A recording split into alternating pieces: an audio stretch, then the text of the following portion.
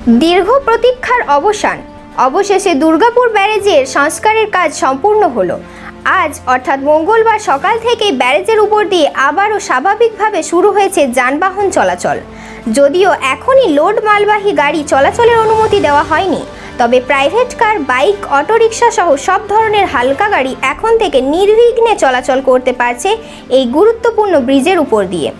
গত কয়েক মাস ধরে ব্যারেজ মেরামতির কাজ চলায় দুর্ভোগে পড়েছিলেন সাধারণ মানুষ। তখন বিকল্প হিসেবে ব্যবহৃত হচ্ছিল ব্যারেজের নিচ দিয়ে তৈরি অস্থায়ী কাঁচা রাস্তা, যা বর্ষা এবং অতিরিক্ত চাপের ফলে মাঝে মধ্যেই বিপজ্জনক হয়ে উঠেছিল। কিন্তু আজ থেকে সেই অধ্যায়ের ইতি। সংস্কার সম্পূর্ণ হওয়ার পর ব্যারেজের নিচের সেই বিকল্প কাঁচা রাস্তাটি আজই বন্ধ করে দেওয়া হয়েছে প্রশাসনের পক্ষ থেকে।